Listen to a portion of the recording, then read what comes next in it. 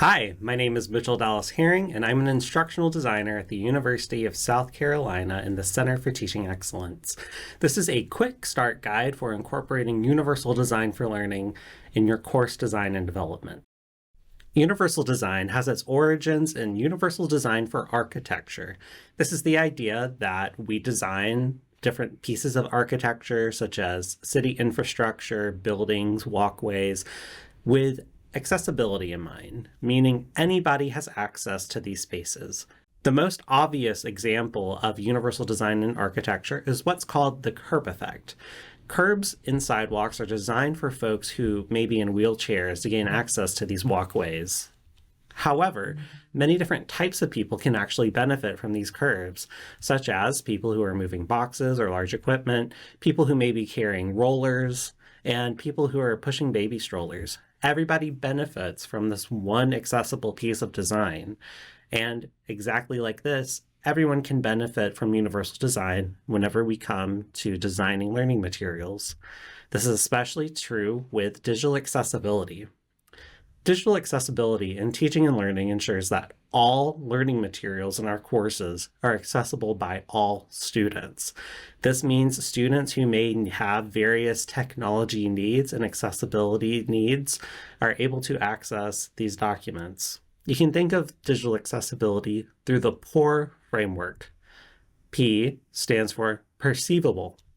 We ensure that content is available in multiple formats. This includes providing captions and transcriptions for videos for students, or enhancing any way that students can perceive your content. O stands for operable. Operable means that students are able to access course content using a variety of different types of technology, whether that's a modified or adaptive keyboard, or other types of assistive technology. U stands for understandable. This means that our course content is clear and uses consistent language and structure. In other words, you avoid jargon and other confusing concepts that might not be readily accessible to all learners. And finally, robust. We ensure that our content works across different types of technologies, including those assistive tools.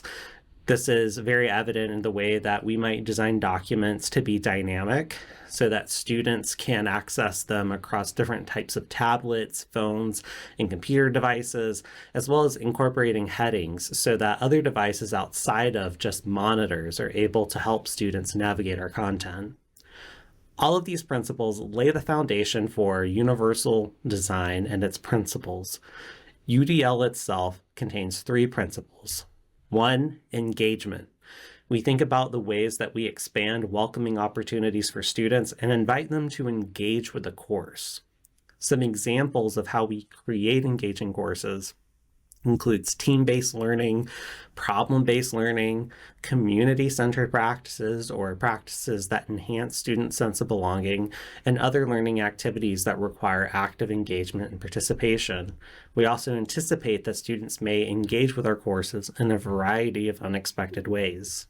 Additionally, the UDL principles contain representation, the way that information is represented across different modes and modalities.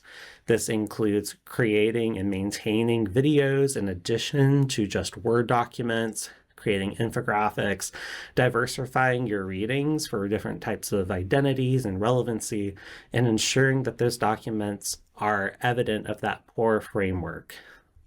Finally, action and expression. We encourage students to express their comprehension of course concepts and learning outcomes in a variety of different ways, such as prioritizing student-centered choice. Students are able to self-select how it is that they display their content mastery, aligning learning outcomes with assessments, and providing as many opportunities for students to demonstrate their knowledge as possible, and welcoming different interpretations to tasks and anticipating those different interpretations. All of these different aspects of accessibility and universal design will allow you to create course materials that are accessible, available, and engaging for all students.